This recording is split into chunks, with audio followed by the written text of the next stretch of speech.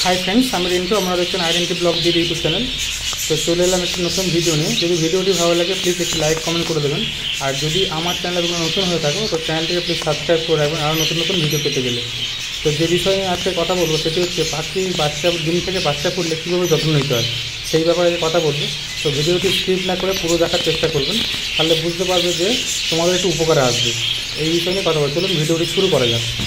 তো পাখির যখন ডিম থেকে বাচ্চা ফোটে তখন আমরা কীভাবে যত্ন নিতে পারি সেটাই নিয়ে আজকের টপিক। তো আমরা প্রথমে যে বিষয় নিয়ে কথা বলবো পাখির সিড মিক্স নিয়ে।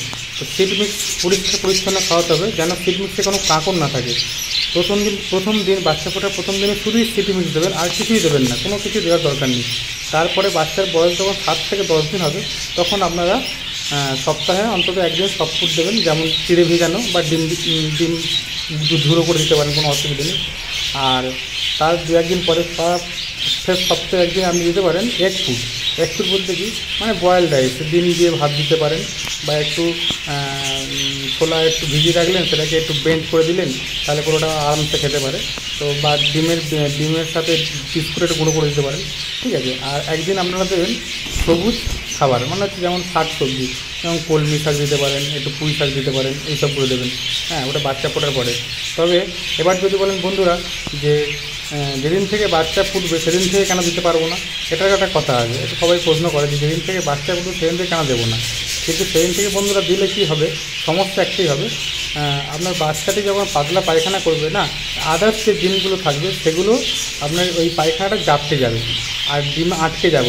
ওটা আপনি আর মানে পাখিটা সহজে ডিমটা ফোটাতে পারবে না। ওটা আপনাকে রেগুলার ওই ডিমটাকে মুছে পরিষ্কার করে তবে আপনাকে দিতে হবে। কিন্তু ওই ডিমটা মুছতে গেলে রিস্ক কী আছে, আপনার ডিমটা ফেটে যেতে পারে, হয়তো দেখবেন ব্লাড এসে গেছে, সেই ডিমটা ফেটে গেল। অর্থাৎ আপনারা প্রথম দিন থেকে সফট ফুড দেওয়ার চেষ্টা করবেন না, দেবেন 7 থেকে 10 দিন পর থেকে। তবে দেখবেন আপনার পাখি পাতলা পায়খানা করার কোনো চান্স থাকবে না, ঠিক আছে। এক জোড়া পাখির জন্য সবসময় 2টো হাঁড়ি ব্যবহার করবেন আমরা। একটা হাঁড়ি নোংরা হলে যেন আরেকটি আমরা লাগাতে পারেন।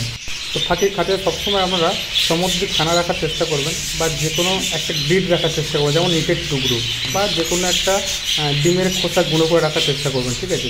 এটা সবথেকে মেন প্রয়োজন। আর একটা ব্যাপার বন্ধুরা একটু লক্ষ্য রাখবেন, যখন আপনারা হাঁড়ি পরিষ্কার করবেন না, তখন দেখে নেবেন পাখির বাচ্চারা ঠিকঠাক খাওয়াচ্ছে কি না। মানে অনেক সময় কী হয়, 5-6টা বাচ্চা আপনার পাখির হয়েছে, তখন দেখবেন ছোটো বাচ্চাটিকে আর খাওয়াতে পারে না। তো সেইটা আপনারা একটু লক্ষ্য রাখবেন। যখন দেখবেন পাখির কোনো বাচ্চা খাওয়াচ্ছে না, তখন সেটা আপনাকে নয় হ্যান্ড ফিডিং করতে হবে, নয় অন্য কোথাও চালার ব্যবস্থা করতে হবে। যে হাঁড়িতে আপনার বাচ্চা আছে সেম বয়স থেকে আপনার বাচ্চা চালার চেষ্টা করতে হবে, এটা আপনাকে শিখে নিতে হবে, ঠিক আছে।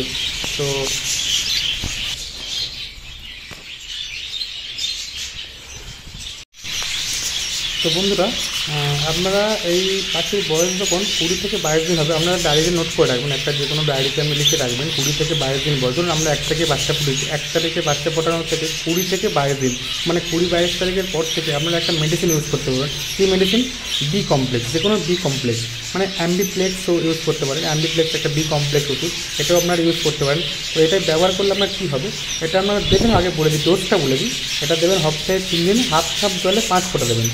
এক জোড়া পাখিকে হাফ কাপ জলে 5 ফোঁটা দেবেন, ঠিক আছে, বোঝা গেছে। তো এটা দিলে কী হবে, এটা হচ্ছে পাখির বডি ফিটনেসটা ভালো হবে, পাখির গ্রোথ ভালো হবে এবং পাখিকে তাড়াতাড়ি বাঁচতে সাহায্য করবে। এই ওষুধটা দিলে এটাই হচ্ছে কাজ, এটা পাখিকে তাড়াতাড়ি দ্রুত বাঁচতে সাহায্য করবে, ঠিক আছে। তো বন্ধুরা আপনারা এরকমভাবে চলুন, দেখবেন আপনার পাখির বাচ্চাও ভালো উঠবে, প্রত্যেকটা ডিম থেকে প্রত্যেকটা বাচ্চাও আপনি পাবেন। হ্যাঁ, তো এই ছিল আজকের আলোচনা। তো সবাই ভালো থাকবেন, সুস্থ থাকবেন আর আপনার পাখিগুলোকে সুস্থ রাখবেন।